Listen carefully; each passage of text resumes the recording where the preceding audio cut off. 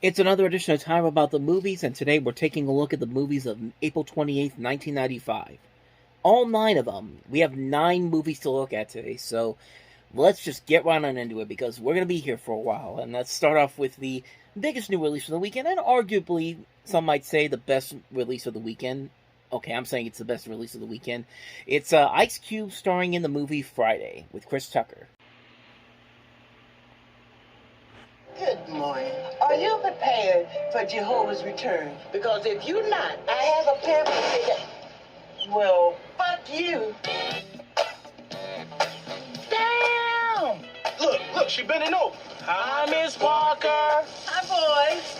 Miss Parker just don't know. Come in here. Oh, man, I'll wait till you come out. What you talking about? You wait till I come out. I smelled your shit for 22 years. Now you can't smell mine for 5 minutes. I'm gonna get you high today. Because it's Friday. You ain't got no job, and you ain't got shit to do. How you gonna sell, bud? And you smoking? I don't know. Lord have mercy. Just give me 3.5 minutes. Maybe even 4. Come here. What's up, Big Pine? I mean, Big Wine? If you ain't got my money or my bud, I'm killing you and him. Break yourself, fool! You done drag me into this? And he said, we don't pay him by 10 o'clock. He gonna bust a cap in both our ass, nigga. We need to pay him, man. He crazy, man. Let's stick together. Now, Dana told me about that big snake situation. Big Worm. Big worm, big hole, big... I don't give a damn! Hey, take it easy, Holmes. I know what I'm doing, man. It's Angel does, Holmes. I said the hip, the hip, the hip, the hip, you don't stop. You need a job. You need a wig. I'm gonna kill you and Smokey. That's my dog. Tell what you gonna do today? Cause I'm gonna get a fly girl, gonna get some Spanish.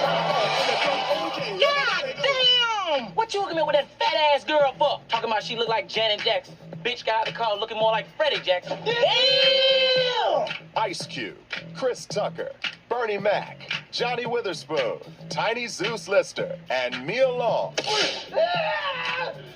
Friday. Oh, God damn! You got knocked the fuck out! I said the hip, the hip, the hip, the hip, hip hop. You don't stop the rocket to the bang bang boogie. Say up jump the boogie to the rhythm of the boogie to beat. Directed by F. Gary Gray.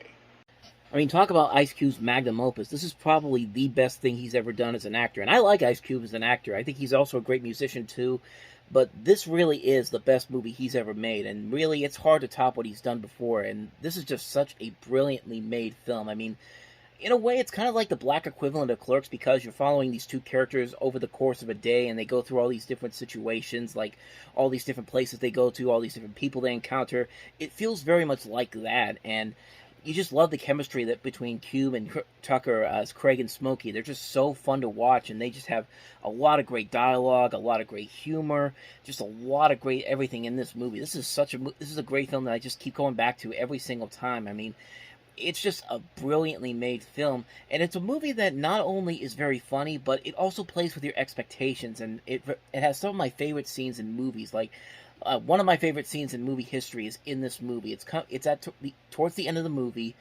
There's this thing where Craig, Ice Cube's character, is going to go up against the bully of the movie, which is of course Debo, and he's got a gun, and he was talking, and they've been building this up until about starting at I want to say halfway through the movie. He has this gun, and his dad John Witherspoon, who's great in the film as well, gives him a speech about how he's about if he's a man with that gun, or if and Craig says, I'm a man without it. And so there's this point where you think that that Craig is going to shoot Debo, because Debo's talking shit to him, and then all of a sudden it cuts to Craig putting the gun up, and then you see this white girl.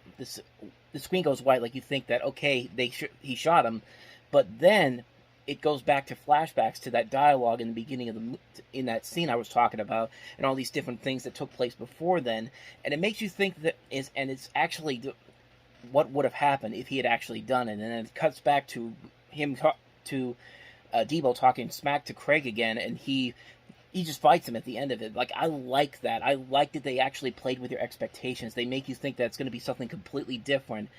and something that we've seen done before, but it's not like that. And that's what I think is what makes this movie so special. It plays with your expectations.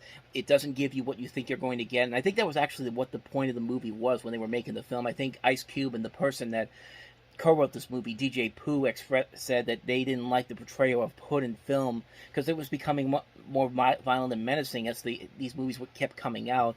So they decided to make a movie that counteracts that by doing something that draws more on personal experiences while crafting the characters and plot points, and I guess maybe doing it in a lighter sense because it definitely shows on screen. And like I said, the acting in here is great. Ice Cube and Chris Tucker are great together. You got a cast that also includes Neil Long, Tiny Lister, Regina King, Anna Maria Horsford, Bernie Mac. Of course, John Witherspoon is always going to be great if you put him in something really good. He'll usually deliver something great to the movie.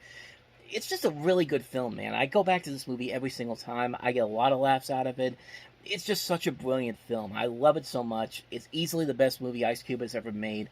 And it's a great film. I can't recommend it enough. If you haven't seen Friday, I highly recommend checking it out. You will not be disappointed by it. So, that's Friday. Let's move on to the next movie, and that is John Carpenter's second film of 1995. 2 films over the course of 2 months, and that is the remake of Village of the Damned.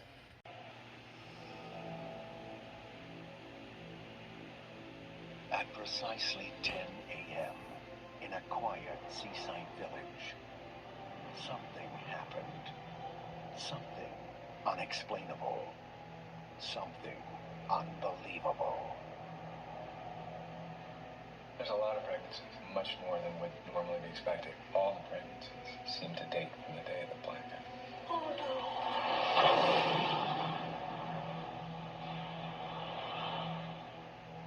Now, this town is about to discover that looks can kill. There have been a few casualties. I should say, accidents that might be related to contact with the children. My daughter was involved. Who are they?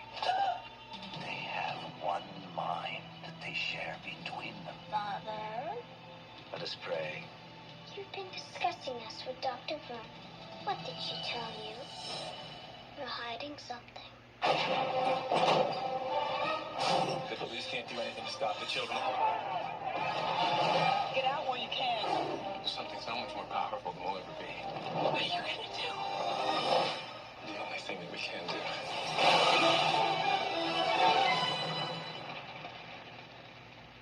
You can't stop us, you know. Don't try.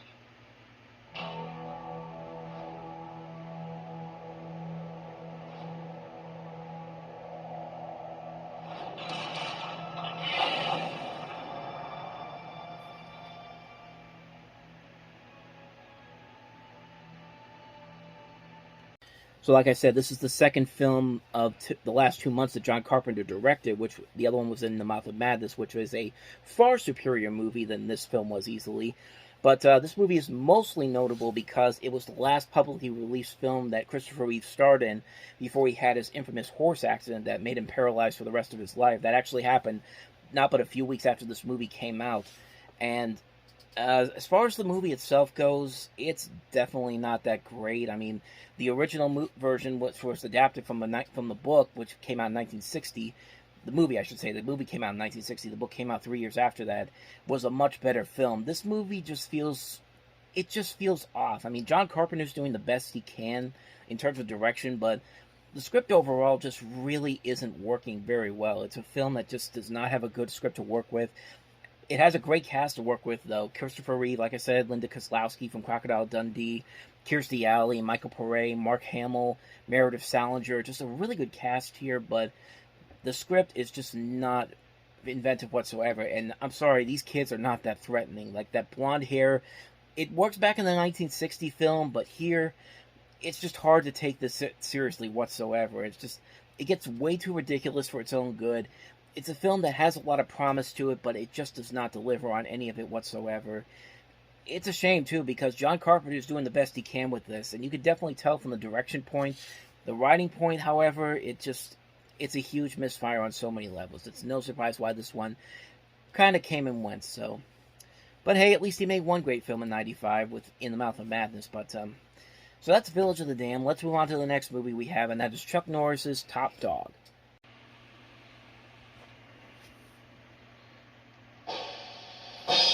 past 24 months, Lieutenant Wilder, 118 arrests, 116 convictions. Sergeant Reno, 118 arrests, 116 convictions. Wilder, 6 citations for bravery. Reno, 6 citations for bravery. What is this all about? Well, I'm just comparing your file to your partner's. It's amazing similarities here. Hold on. What partner? Her? No. Him.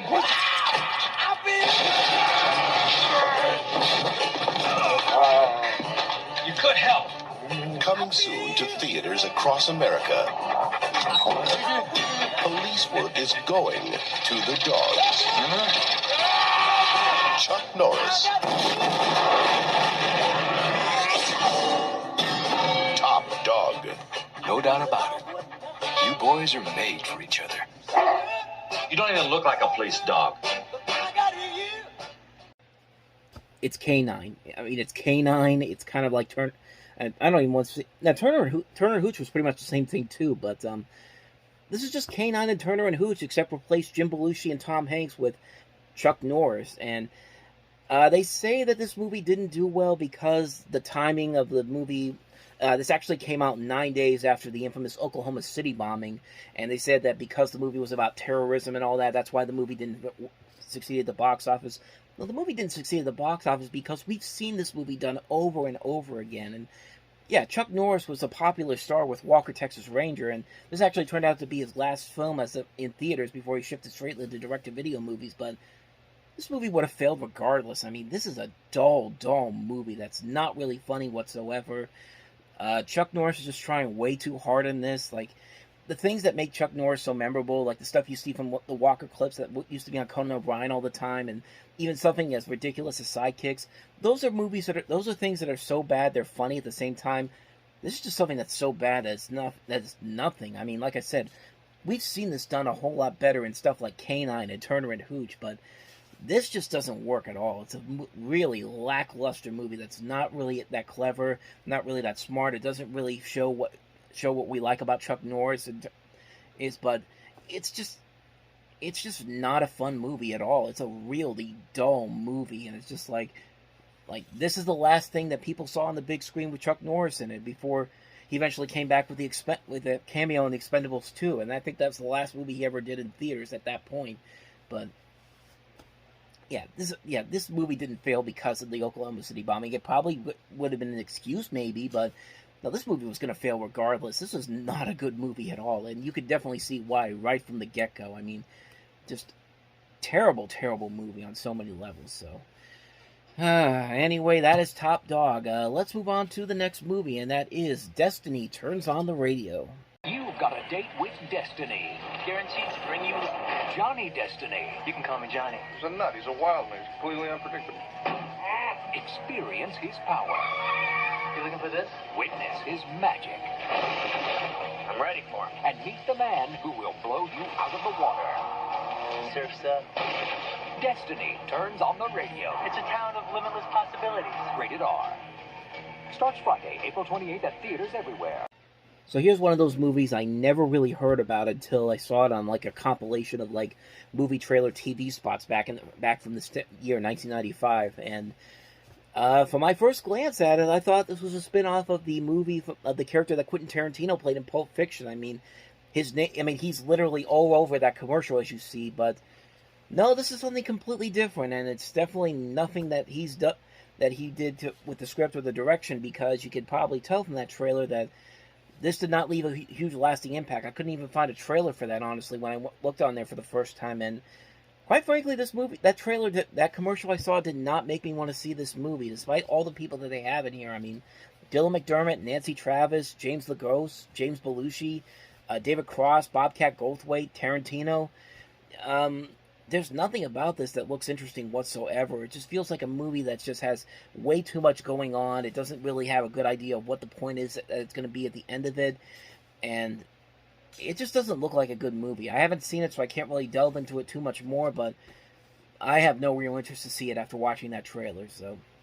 But it came out that weekend. It was the 4th highest grossing of the new releases, so it's right in the middle. So that should tell you something. But Actually, I think we can run through these next couple really quick because I don't think I've seen any one of these movies. So that was Destiny Turns on the Radio. Let's move on to that next movie that we have here, and that is A Pyromaniac's Love Story. You haven't heard my love story. It's the most tragic love story ever told. Yeah. Love is a fire. Love turned me into a pyromaniac. You started the fire because you're in love with a girl? Yes, and that's original. And it's about to spread out of control. Yeah, I started the fire. You didn't start the fire. I did. It was my fire. You! I want to turn myself in. She turns herself in because she loves me. She loves me. She loves me. You did not start the fire. Oh, yes, I did. This is becoming the most popular fire in history. Hollywood Pictures presents This is best for everyone.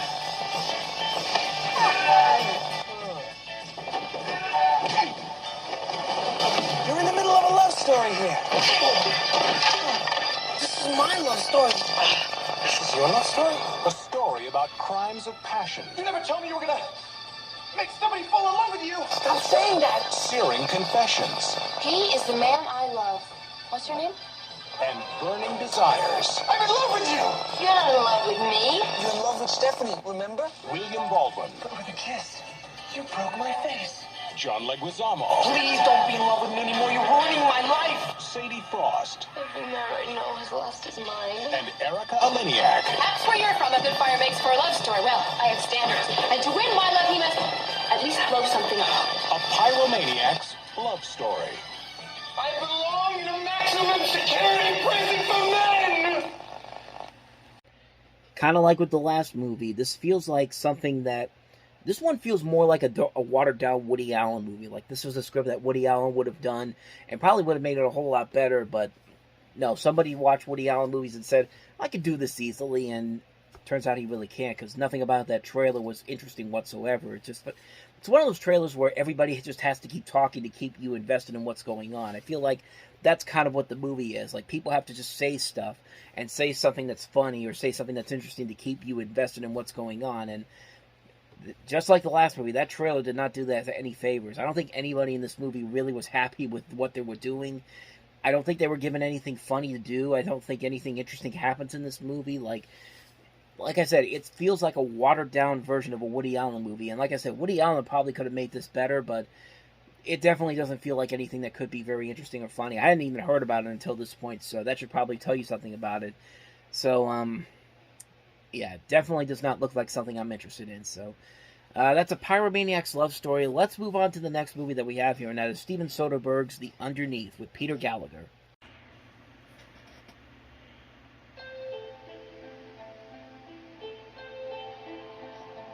So how long are you gonna stay, Michael?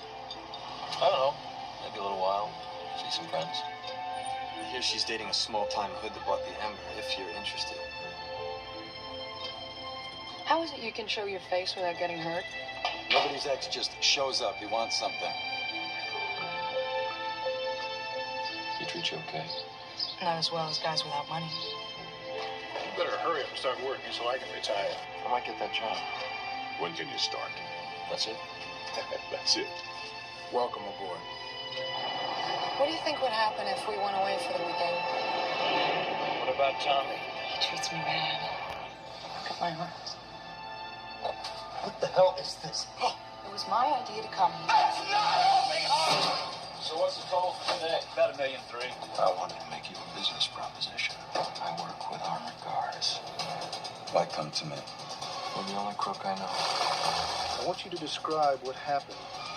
Everybody's very proud of you. You think you got everybody fooled? It's a two-way split. I'd rather eat airline food. You're the inside man. We both know it. Who are you? I don't know. Who you want me to be? I want somebody I know. Well, I want somebody I know. What you got in there? Spare pair of shoes. What's that? How did it happen? Did they come to you? Trap you into it? Did Tommy send you? Buddy, I don't know who you're talking about. Was it her? Are you sure we should go through with this? We have to follow it through. You think Tommy Dundee is gonna let you get away with that? I think you did the right thing when you left. But you shouldn't have come back.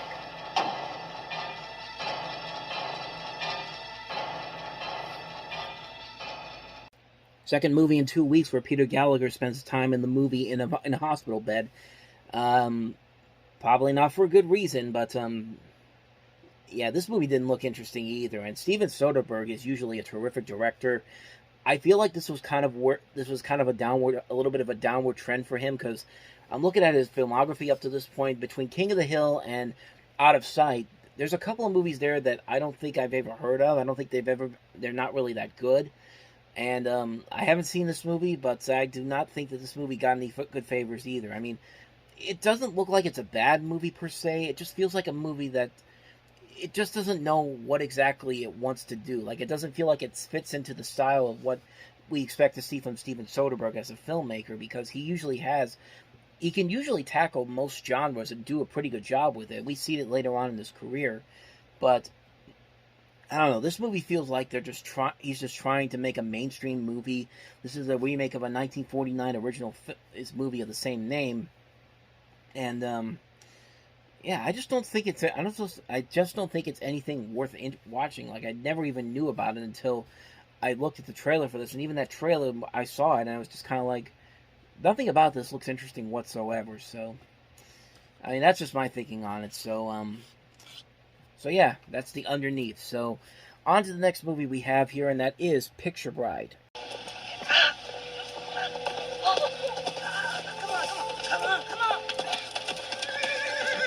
Hey, you! Number 3939! What's the matter, you, huh? Number 3939, what's the matter, you, huh? I'm very sorry. Hey, boss, this one from city, not farm girl. But the good head. Good for what? Good for nothing. Good head no work hard. Can speak little English already. I'm very, happy to see you. 15 rows we gotta finish today. Enough all this talk. Boss, we gotta move cake. You blow on it, huh? You stop work. Never mind, baby. Baby, okay. Another movie I really do not know a whole lot about. So, the plot of it is you're following this woman who arrives in Hawaii as a picture bride at the turn of the century for a man she has never met before. The story is based on the historical practice due to U.S. anti-miscegenation laws. I think I'm pronouncing that right. Miscegenation.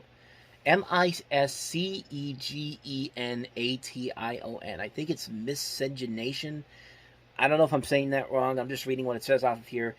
Due to these laws of Japanese immigrant laborers in the United States using long-distance matchmakers to find in their homelands to find wives. So that's literally everything I know about this movie. I've never even heard of this movie. I don't know anything about it. Like I said, as you can probably tell, I haven't seen it, so I can't really talk about it. But unfortunately, I couldn't even find a really good trailer for it. All I could find was just the movie itself. It's one of those ones where there's probably a trailer out there, but I'm just not finding it easily, so I can't really judge it from that one clip there. I mean, that's just a little clip from the movie, and I don't know. Like, I really don't have anything more to add to this one. I wish I could add something to it, but I've got nothing, so let's move on to the next movie, and that is a Martin Scorsese production, Search and Destroy. I want to buy the rights to this book, and I want to do something with it. A movie. That's funny. You're frightened of dying, is that it? No. You owe the state of Florida $147,956. Are you threatening me? Is that a threat? Are you going to ask him for money? Okay, Lauren, it just sounds like I'm asking. Not really. What about your condo? We could float it. Use an offshore bank. Who knows? What if it's in my wife's name? That's all right. We're not doing any more of this, okay? I thought you were trying celibacy. I am. We'll try harder. You lie a lot. Does that bother you?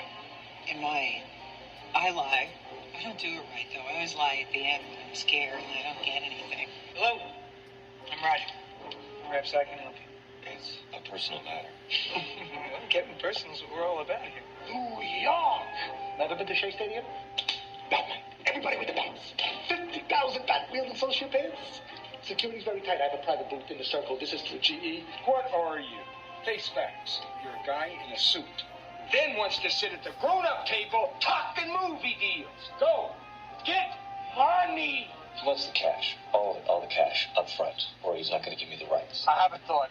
Thought, Ron. Yes. Who's with the money? These are my clients, Mr. Jekyll and Mr. Hyde. This is funny, huh? What's it look like? There's gotta be a way out of this. Cause my brain is gone, and I can't even think anymore.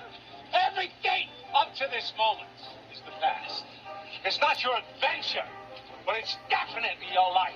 Let me have the gun. The gun? Yeah. It's my turn. Let me have it. You can't have an adventure without a gun. This isn't an adventure, Ken. This is business. So this is a movie that's based off of a stage play, which actually Griffin Dunne, who stars in the same role here, played on the stage production. The premise is that this guy is a complete failure. He runs a successful business into debt. His marriage is falling apart. He owes the IRS $147,000 in back taxes. He doesn't have not much going for him, but he has read Daniel Strong, a best-selling self-help novel from the popular TV guru played by Dennis Hopper. Now he wants to turn that into a motion picture. To do that, Martin needs the rights and the revenue.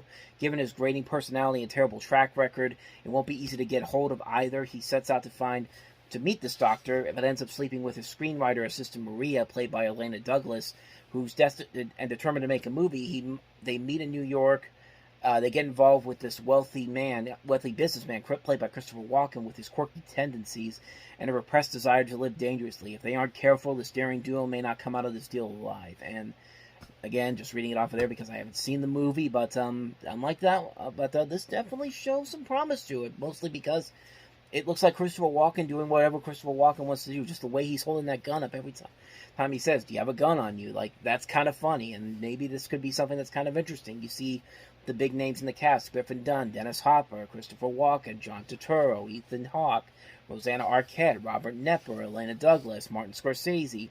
Dan Hedaya is also in this movie. So there is definitely something there to this movie from that trailer alone, and maybe that could lead to something. But I haven't seen it, so I can't really say too much more about it. So let's move on to this last movie, and that is the documentary Moving the Mountain.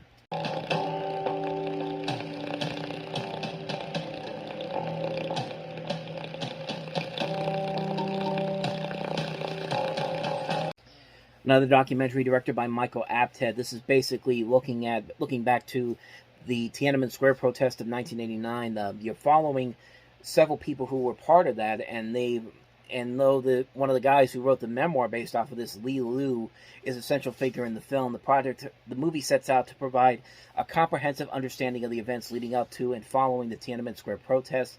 They have 5 of the student leaders who are part of that, several supporters of the movement, and a prominent descendant who led the Democracy Wall movement of 1978. Interviews with Wang Dan, number 1 of the government's most wanted list, and Wei Jingsheng are conducted in secret in Beijing. The film includes a set of archival footage from the Cultural Revolution, the Tiananmen Incident in 1976, the death of Mao Zedong in 1976, the Democracy Wall movement of 78, and the protest of 89. The footage was supplemented by dramatic recreations of key childhood events in the lives of Li Lu, filmed in Taiwan, and of the escape routes of several leaders filmed in Hong Kong. So that's pretty much the gist of what this movie is. And like I said, I don't know anything about it, but it's a documentary about the events that led up to those protests in '89. That has that famous image of the guy standing in front of the tank, getting ready to come down the field, down the road, and that's like I said, that's pretty much all I know about this movie, and that's really, it could be interesting. Like that's an interesting story that you can definitely learn a lot about. So maybe this might be something that could be worth watching. Michael Apted usually does make some pretty good movies, whether they're scripted movies or documentaries, so this could definitely be something. But that's my first time ever hearing about this, so that's pretty much all I got for you on this one. It's Moving the Mountain. And so on that note, we wrap up another edition of Time About the Movies, and we jump into the summer movie season next time around with the first weekend of May 1995. We've got Meg Ryan and Kevin Kline in the romantic comedy French Kiss. We also have Panther, My Family, and Black is Black Gang. So 4 movies next time around, and it's welcoming after the last 2 weeks I've had to cover. So that's it for this episode. So thank you for watching, and as always, if you want to see more videos like this, please hit the playlist on the next page, check out the previous episode, and I'll see you guys tomorrow for another episode. So thank you for watching, I'll see you next time, and until then, as always, take care.